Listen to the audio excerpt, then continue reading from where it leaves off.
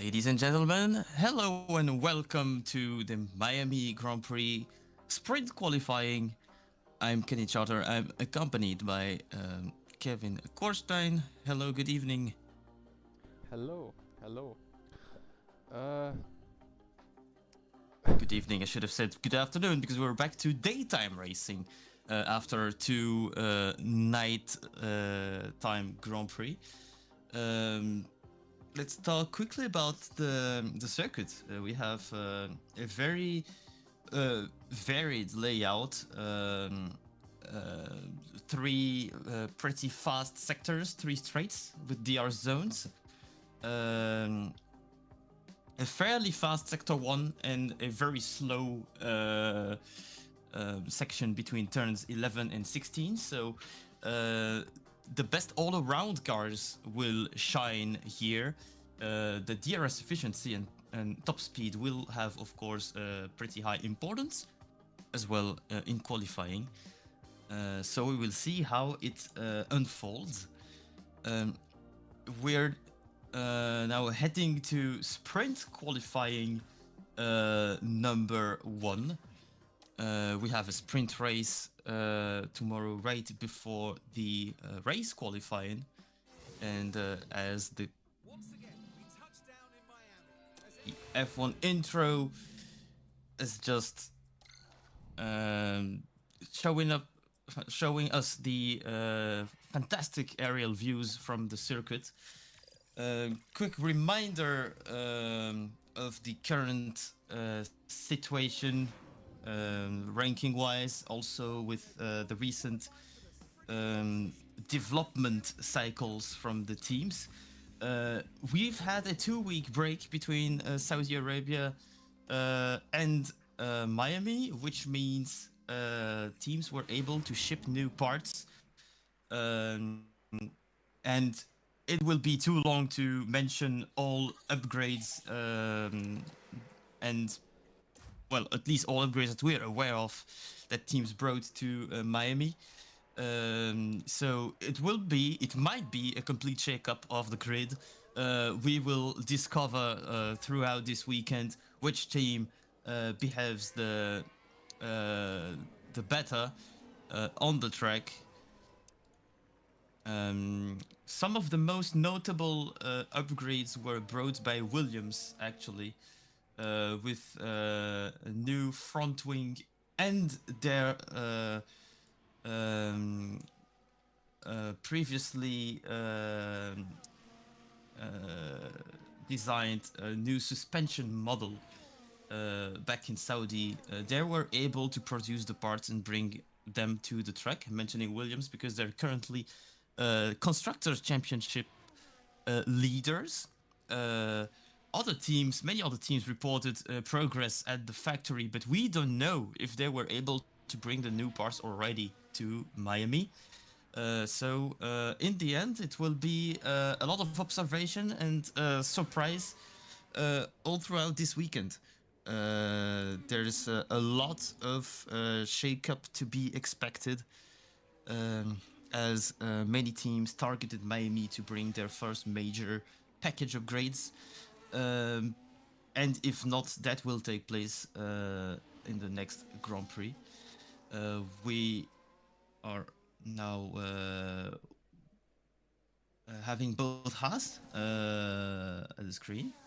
Riley Swenson, who came back last week from a one race break following the concussion from Suzuka, scored P6, and he's in pretty good mind state, let's say. And we have both cars from Haas that chose to launch their flying lap only 2 or 3 seconds apart. Is there a plan to give slipstream at some point? We don't know.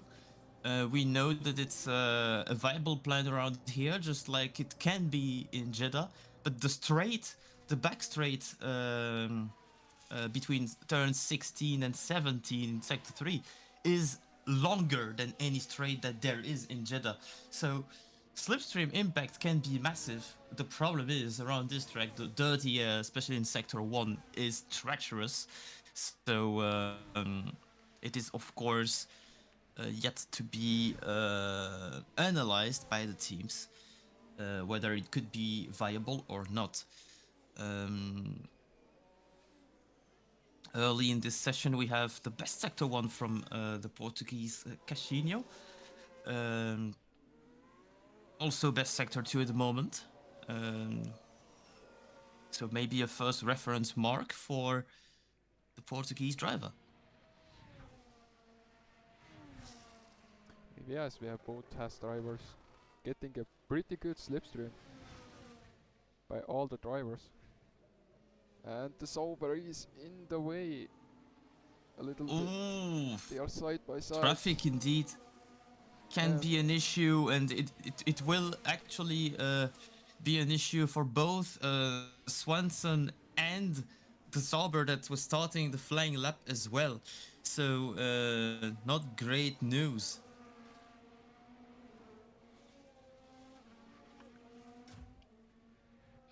we have Hagen on the flying lap on the long back straight for the last braking zone. Very good brakings from him.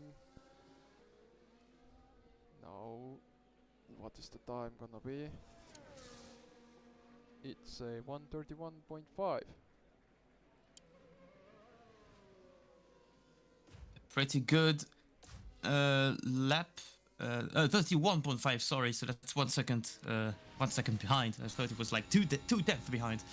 No, indeed, Eigen had issues in sector 1, I believe. Traffic will, of course, be somewhat of an issue, especially in sprint quality, where everyone attempts their fast laps pretty much at the same time. We have some fact out of screen. Is he able to get in the safe zone? I believe it is the case. Simon Snicek on... Well, he's quite far behind of the mark. So I believe this will not be a great time. Belichick has a much better time, it looks like. He's on the last straight. The huge braking zone ahead of... Cortekevo with the first purple sector. So far, Sardinha with the last purple sector. So it's all to play for in this sprint quali. The purple for Kevu in sector 1. Lucas Wright pretty close. Belichick with a decent time. Issues in sector 3. I guess he'll miss the breaking point. Sardinia with a new best time. And we see a lot of gaps in sector 3. There are cars that lose like 5/10 or even more just in sector 3. Sector 3 is probably the one that's gonna be the deciding part. Sector 2 is basically a little long straight between turns 8 and 11 with 3 fast curves and the straight in a pretty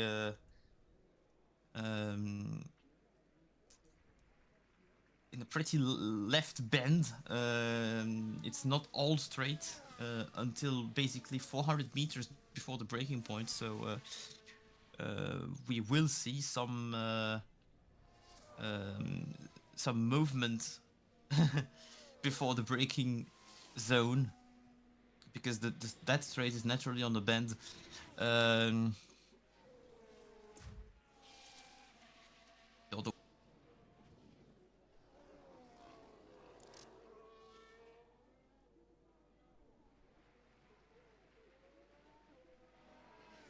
Xiaolei coming out of the pit lane for his second lap now on this sprint quali.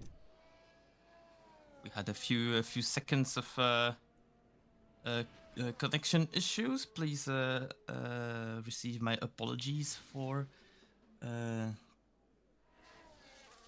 the transmission problems. We should not have that anymore normally. It's funny because normally it happens when there are thunderstorms around, but there's absolutely nothing of that forecast here in Miami. It typically can happen in the afternoon.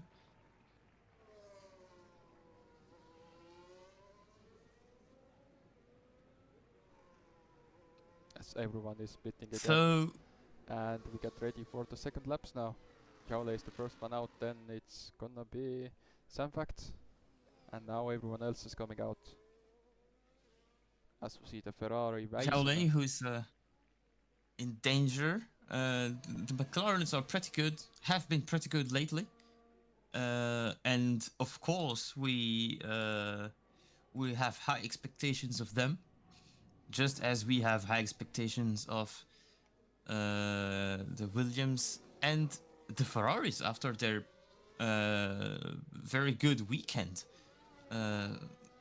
To actually the general surprise, they were strong in race pace as they usually are, but they were super strong in Jeddah. And this is a track that might actually be a little bit more to their convenience than Jeddah in theory. But we know that the theory does not always translate into facts, as we've had a lot of surprises this season so far. Ooh, Jaule getting good traffic. But I think he's fine. Yeah, 33.6, he's improving. But not much. Just a mild improvement. But 33.6 is not that great of a Sector 1. He needs a really good S2. And that is 21.2 is good. It's not better than what he already said, but it's a good sector.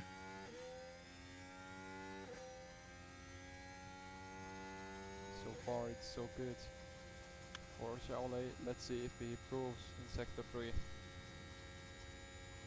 313 kilometers per hour down straight before braking. Now gas to the floor. DRS open. And the time will be a fairly decent one. He's through to SQ2. Yeah, so far so good. Some fact with a more than decent time. Oh no, Sector 1 is bad. Sorry. Sector 1 mistake for Sam Fact.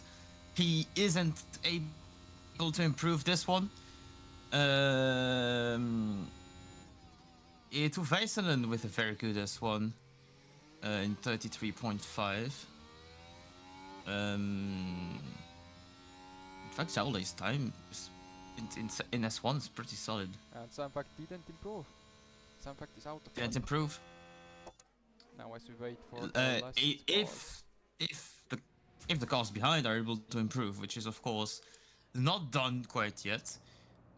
Robin Keisner with Sauber. We could say the Sauber is a midfield car at the moment. It had moments, sparks of brilliance, and also issues, especially in the race pace and with tire management. Tire management wise, they aren't quite as bad as Alpine and Haas, as we've seen. But they're certainly not to the level of the likes of V-Carb Ferrari. Mercedes notably improved on that sector. We saw that in the race in Jeddah.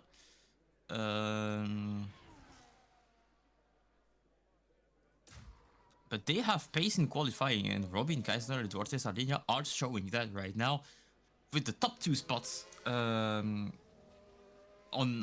on the medium tire. So to have a car that overheats, quote unquote, the tires when you have to do qualifying in mediums is actually a kind of advantage. You have an easier time warming up those mediums that don't catch temperature easily, nearly as easily as softs. It's mediums for SQ1 and SQ2. It's softs only for SQ3. So it is very interesting, in fact, to see how they behave with this medium. It's also a good sign for the sprint race that is likely going to be driven on mediums for Now most teams. Yeah, he improved. Egan is out of qualifying. Springfield is out of qualifying. Liam De La Grasse is not improving. So that's gonna be likely knockout. Nathaniel has been knocked out. But he's still pushing. Will the final sector be any good for him? And yes, the sector is good, but no improvement. Same No improvement as on the Liam lap De La time. Grasse. We have our first 5 eliminations. Nathaniel, The Egan, two-time Grand Prix winner Springfield, fails to qualify. De La Grasse and Samfact ends our top 5.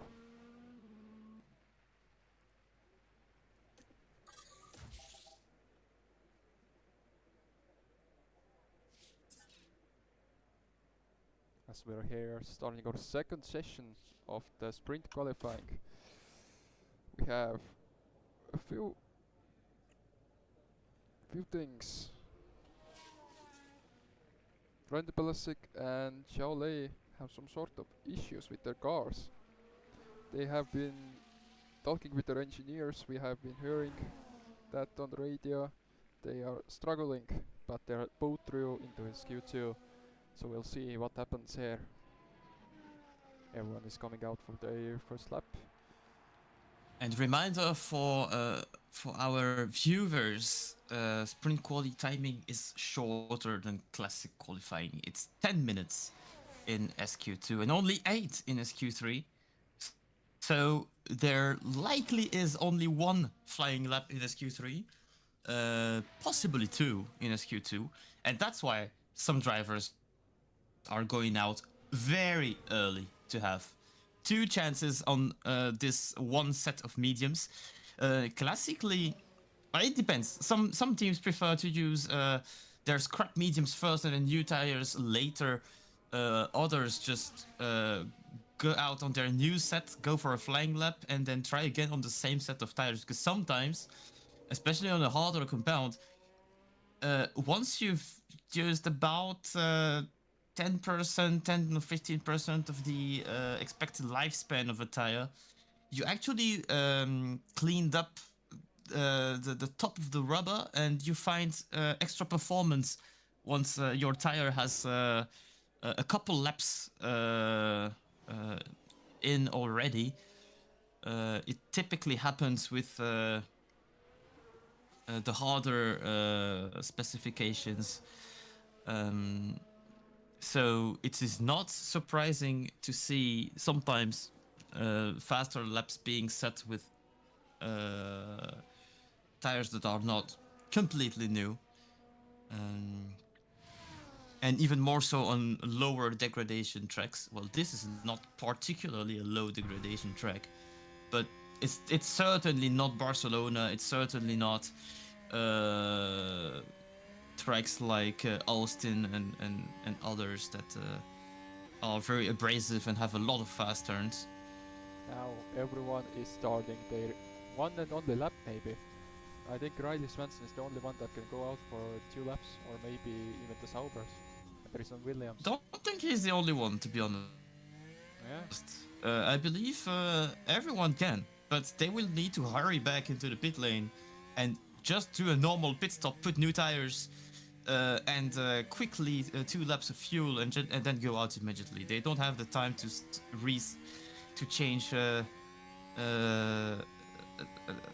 setup a tiny bit or anything. They don't have another tire. This is the only tire they can use, because it's sprint qualifying. It's mandatory, 1 set only. It's on SQ1 it's medium, SQ2 medium, and SQ3 is the soft tire. So it's only 1 tire they but can use. They could use another set of mediums.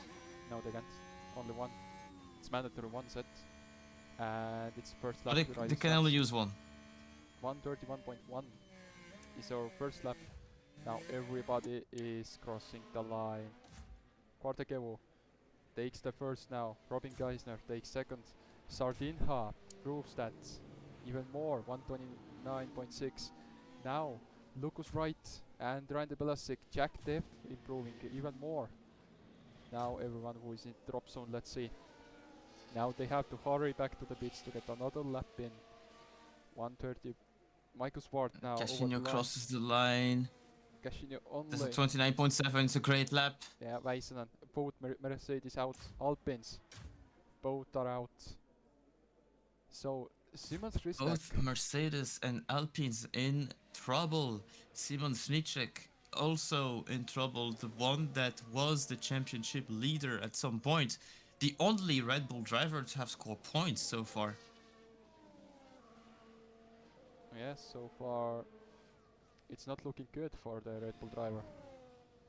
Now becoming the first Red Bull driver, because Randy Belasic haven't had any points finished so far this season. Which is a crazy thing to say, because he finished second in last year's Drivers' Championship.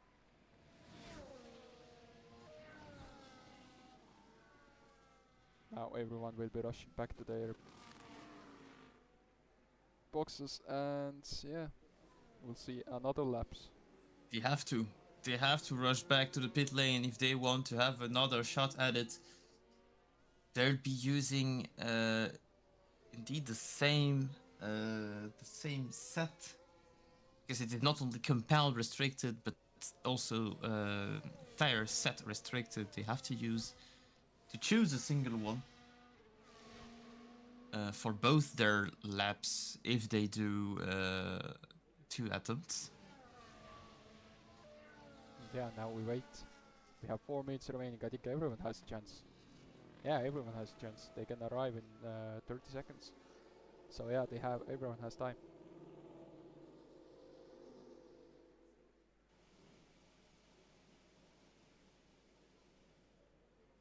So yeah, we're waiting now.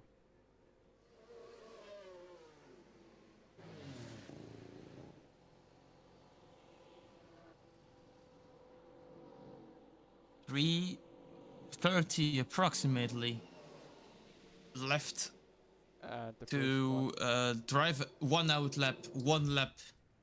And Riley Swanson is out already. And everybody's coming out. No, the Alpines just arrived. He's the first one out. We have 3:20 remaining. Is Michael Zwart gonna be eliminated in a qualifying session for the very first time this season? It's Friday. Well, also useful to mention, yeah, we are on the wrong day, ladies and gentlemen. It is not Saturday today, but it is qualifying still. So we will see. Lucas Wright is the first one to come out in the back. Väisänen is second. Michael Spart is third now. Now there is an Aston Martin. No, there is no Aston Martin. There is Ignacio. Then it's Bayer. And yeah, everyone is coming out. I believe the little train that we see in turn 3 at the moment on the map, they have a great timing, I believe, and they're also separated by a couple seconds, so dirty air should not be an issue. Maybe we should have a view on that side of the track, because there are plenty of cars that are following each other. So we have Wright, then Väisänen, then likely Michael Zwart, and is it Pelagic behind? No, it's Bayer. Oh, it's Nick Bayer. It's Nick Bayer, okay. Ignacio, Sardinha. The second has driver Riley Swanson. No, not Riley. Afonso. Riley Swanson is starting his lap now. And yeah, then everybody else who is in the final pack. So yeah, he's the first one. Riley Swanson. Swanson with the first flying lap of the session. Second. I mean, the second flying lap. Let's say. Now let's see the lap time. What is it gonna be? Can he improve now? Get out of the drop zone into SQ3. This turn is so demanding. The walls are also coming close in this part. Exit is so important to have the maximum top speed. 33.8 per sector. not improving so far. This is Now not improving. everybody else is starting a lap, and there is traffic for Riley Svensson now. Zhao Lei getting in the way maybe. No, Zhao Lei is safe of him. Trouble ahead indeed. When you want Slowest more sector lane. of the track. Very technical part. And he is not improving. And there is a No, lot we of will traffic now. And we everyone will will see get away. Lucas right. Lucas right now. Watch out, because 33.6. there are some cars who might not even be Michael able to start their flying lap. You see now Mr. Friday and Mr. Saturday. He's Mr. Well, n- he's achieved a great result last Sunday, so we can see the adaptation is in progress. Oh, I believe Zhao Lei won't have a chance to run another flying lap. I believe he was not on time on the finish line. He's actually on the left right now. He's on He the left. was. Wow, that was a matter of split tenth of a second. Michael Zwart with a great lap. Nick Bayer with an even greater lap right behind, and has all the slipstream he wants Now in that Michael Swart. long straight. Now Michael Swart coming over the line. Can he knock out Zhao Lei now? Yes, he can. Yes, great sector 3. Nick Bayer can knock out Nick Bayer with the best Robin time. Reisner. Now, Jason Roy, he's the next one to cross over the line on drop zone right now. Quartergevo is improving a lot. Kevu will be safe if he manages to get to the finish without any He's behind Jason Roy right now. mistake. He's behind Jason Roy, getting a great slipstream. They both are getting a great slipstream. A bit too far apart, but they're certainly getting slipstream at that speed. Simons Rysnek is not improving. Simons Rysnek might be out of qualifying in the sprint quali. Yeah, Now Jason Roy finishing. the Red Bull that and will not be through improving. might be Belichick. Randy Roy is Belichick- not improving. Belichick now coming over the line. Zhao Lei can't improve. Simons Rysnek only Belichick improved. neither. And Zhao Lei didn't improve. Lucas Wright will be through. Yeah, Lucas Wright is through. Look at how tight the gaps are in this qualifying session. We have Robin Geisner, Zhao Lei, Simons Rysnek, Ignacio Urreta, Jason Roy, and Riley Svensson knocked out in SQ2. Now into sprint qualifying 3 we go. The session has started. We're back on an ad break. It's SQ3 time, and it will be fast, spectacular, and pretty much only a one chance session. So we have 9 cars, both Racing Bulls, and they're the only team that have 2 cars, I believe. Yes, it is. Yeah, The only team that has both cars in SQ3. That's interesting. So Racing Bulls genuinely have base here. They had base in Saudi Arabia, but yeah, they lost it.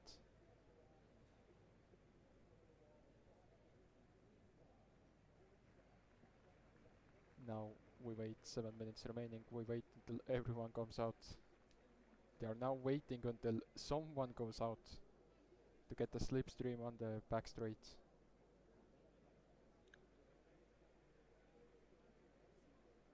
It's pretty quiet on the track. Hasn't been this quiet yet.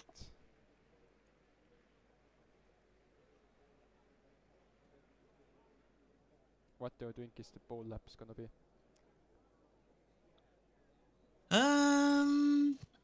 I don't know if it's gonna be much faster. Oh no, we're in soft compound, so Yeah, it we're should in be in the soft. low 29s. Should be in the low 29s. 29.2, something like that. Yeah, 29.1. should be something. Let's hope. Let's hope it is like this. We are actually overcast now. We're on sunny conditions now. We're on overcast conditions. So that might We change have a things. little bit of cloud cast indeed, and is that going to change conditions on the ground drastically? I'm not convinced of that, but we shall see. We shall see if it changes anything. The only effect that I believe it could have will still have some sun rays left and right, but the only effect I believe it could have is with the track temperature going down, the teams that struggle the most with heating the tires, so namely the teams that also have the easiest time maintaining the tire without overheating, um, they may struggle to warm the tires up a little bit now, but air temperature is high enough to where I believe track temp will remain high as well. So don't think it's going to be a major issue. Visibility will not be an issue either. It's clear daytime. Drivers have wonderful visibility. Um, Yeah, we have Sardinha, the first one out on the track. Then it's Michael Schwartz, followed by Jack Def and Eetu Väisänen. 4 cars out on the track. We have 4 minutes 30 remaining.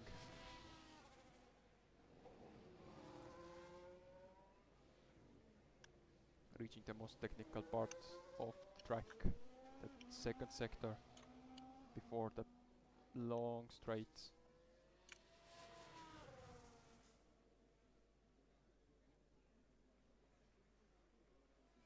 Warming up the tires real good. Now Sardinha is ready to start the lap.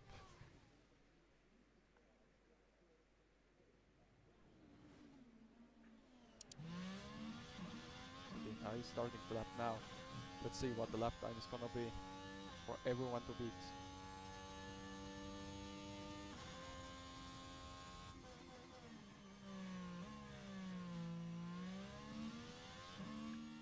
Going through the first corners.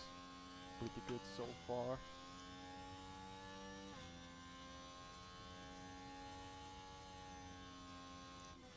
pretty good. Visually speaking, it is. The Sector 1 time will speak by itself. Duarte Sardinia has been a pole sitter in Bahrain. It was with the other Sauber being a third, a 33.1. It's the best S1 of this session. Michael Schwartz, Um, 33.2. Swartin at 33.2. It's a one lap shootout, and maybe the cars. Väisänen chose to be like right in the slipstream of. Oh, he might actually have been annoyed by No, he just got Lucas passed. Wright's outlap. No, he just got passed.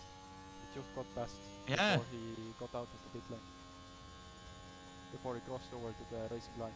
So, Michael Schwartz, 21.0, the best sector 2 so far. Jack Def, 33.3. Are both neck and neck. Yeah, they're And neck. Väisänen indeed lost time in that overtake of Lucas Wright. Lucas Wright will be the last one to have a flying lap. 35.4 last sector, that's 29.5. I don't believe that will be a pole, but that could well be a top 5. Michael's one with the purple sector. 3 is also in 29.5, just a mere 29 milliseconds ahead. Jack Teff with a promising time, but that should be a little bit slower than the Mercedes driver. Eetu Väisänen is a few tenths back. Jack Def on the back straight now, braking. Turning now. Gas to the floor, pedal to the floor, and now the ERS open. And what's it gonna be? Is it gonna be enough? No, in the third. Väisänen now over the line, only fourth.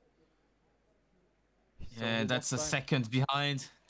We're gonna have sector times from Casino, from Wright, also from Kevu behind him. Will Randy Blasick have enough time to get the lap in? I believe so. He's in the second sector, the most technical part so far. He will have enough time. I really believe he will have enough time. Yes, definitely. Afonso, Oh, 20.9. Casinho with a wonderful S2. Yeah, Gets a good exit of turn 16. The long straight on the southern side of the Hard Rock Stadium. and now there is a Strong braking Mercedes, zone. but I don't think it very much did something. Lucas right with the 33.1 so far. Now Afonso crosses the Strong line. S1 and Casinho, can he? No, he lost Lovely a ton fourth. of time in Sector 3. That was actually a hindrance for him. Quarter Kevo, Kevu with a strong Sector P3. 3 is third. Lucas Wright looking with the Very pole, strong. staring at the pole now. They are in our screens now. Let's Belacic on his flying lap. Belacic started his And lap I now. believe all eyes should be on Lucas right now. He's gonna be the pole sitter for the sprint race. He's in the last turn. Has he made any mistake in Sector 3? If not, that's gonna be the pole position for the Racing Bulls driver. And yes, it is. And in a dominant fashion by nearly 2/10 lead. Belacic is the only one who can contend now for the pole position. But he's reported engine issues earlier today. And of course, the Parc Fermé rule, he cannot change it now. 20.9 second sector. He's the fastest right now. Let's see. Now he's pushing the hell out of his mind in this SQ3. Can he manage his first pole of the season, his first front row of the season actually? Straight line speed, not incredible, but we know that the Red Bull naturally has a lot of straights, top speed, nice braking on the last turn. Now it's gonna be close with Lucas Wright, and he's actually right behind Zwart, who's gonna be in the first row. Lucas Wright, the pole man himself, this time around in sprint race. What the sprint qualifying? And Belacic will be delighted with this result, and he's still looking to score his first points of the season. A sprint race could be the best opportunity to do so. There are no pit stops. There's no strategy other than managing the set of tires you're starting with. If he gets away from trouble at the start, he's looking for points to open his Miami weekend. Lucas Wright, the reigning champion, in first place. Michael Zwart, the qualifying god, again with a first row. This is the fifth first row in the last 6 that he disputed, and well, technically the fourth of the last 6. One time he got penalized. Belacic, Sardinia at second row. Kevu, Tef, championship contenders, especially Tef, the championship leader, will start in 6th and is also looking for points. Casinho keeps qualifying for Q3s and SQ3s this season and shows that he has pace and a lot of talent. Nick Bayo, the second of the Bahrain Grand Prix, is 8th on the grid. Eetu Väisänen, podium finisher already, is 9th. So these are the first spots for on the grid tomorrow morning for the sprint. We will therefore end our sprint qualifying broadcast here. So take care of yourselves, and we'll see you back tomorrow morning for the sprint. Kevin, it was a pleasure. It was. Goodbye.